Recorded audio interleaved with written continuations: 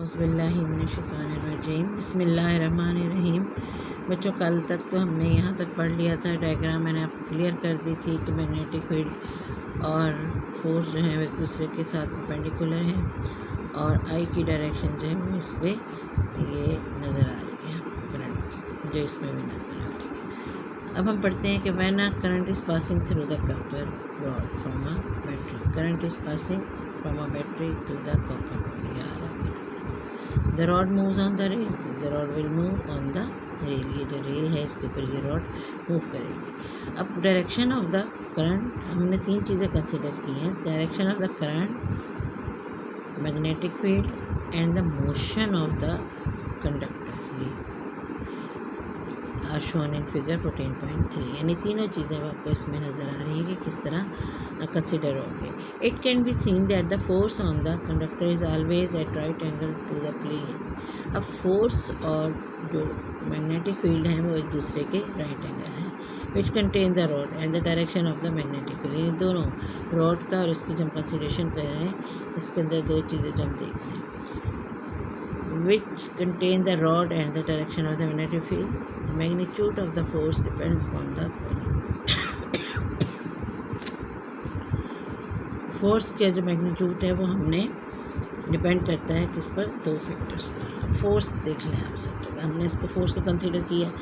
अब हमने देखना है कि फॉलोइंग फैक्टर्स किन किन चीज़ के लिए। The force F is directly proportional to the sine alpha, where alpha is the angle between the conductor and the field. नज़र आ रहा है आपको, कंडक्टर और फील्ड के दरमियान जो force F is directly proportional to the sine alpha. अब आपको नज़र आ रहा है यहाँ जो है वो डायरेक्टली प्रोपोर्शनल है इसके angle between the conductor and the field, conductor की जो मूवमेंट है उसके और फील्ड के दरमियान। और इससे हम देखते हैं कि that force is zero if the rod is placed parallel. अब अगर हम इसको ये इस तरह परपेंडिकुलर केस का से अगर हम इसको इसके अंदर यूँ रख दें, लाजमी पैरेलल, ये भी जा रहा है, ये भी जा रहा है, ये भी रॉड भी इस तरह हो जाए, तो क्या आंसर आएगा? Force is zero. लाजमी को फोर्स नहीं अप्लाई करेंगे। If the rod is placed parallel to the field and is maximum when the conductor is placed at right angle, यानी ये वाली रॉड अगर आप परपेंडिकुलर रखेंगे तो आंसर आपका मैक्सिमम आएगा, और अगर आप पैरेलल रखेंगे तो आपका आंसर ज़ीरो हो जाएगा। तो हम कह सकते हैं F is proportional to sine of alpha, F is proportional to sine of alpha. अब आपके पास आ जाती है second condition. The force F is directly proportional to the current I. Force is directly proportional to the current I through the conductor. More the current, greater the force. F is directly proportional to I. Third है आपका the F is directly proportional to the length of the conductor. ये जो conductor आपने लिया इसकी length के proportional ही है force, तो हम कहते हैं inside the magnetic field F is directly proportional to N.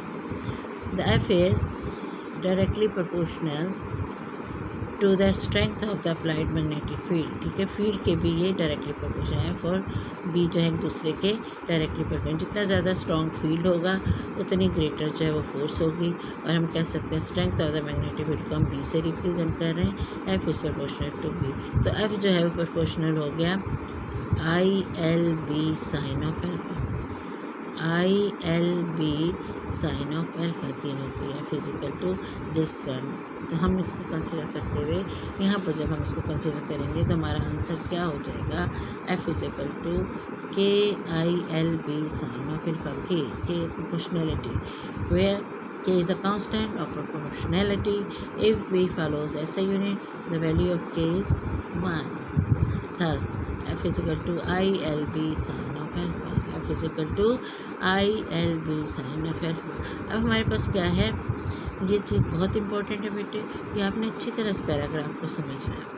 अब हम कह सकते हैं डेफिनेशन के through strength of magnetic field को हम कह सकते हैं कि I is equal to 1 ampere, L is equal to 1 metre, alpha is equal to 90 degree, ये 90 डिग्री 1 और ये 1, तो आपका F is equal to B रह जाएगा ना बेटा। Then F is equal to B. Clear हो गया आपको? हम डेफिनेशन के अंदर स्ट्रेंथ को जब हम देखने जाएं तो हम कहते हैं कि I is equal to 1, I is equal to 1 ampere, L is equal to 1 metre, alpha is equal to 90 degree, then F is equal to B. Thus B is the strength of the magnetic field which is also known as magnetic induction. ये क्या कहलाएगा?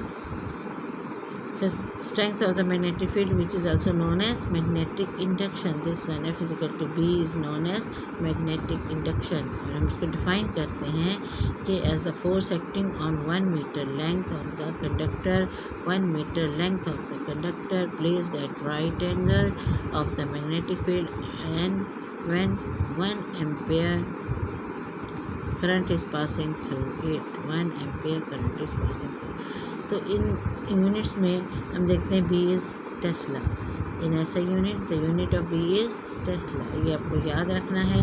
और magnetic field is said to have the strength of 1 tesla. कब कहलाएगा ये 1 tesla? If it exerts a force of 1 newton, force of 1 newton on 1 metre length wire,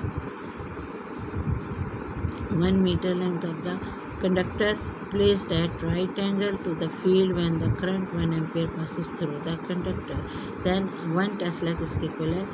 1 newton per ampere per metre. और B is equal to F over I L लिख सकते हैं आप इसको भी.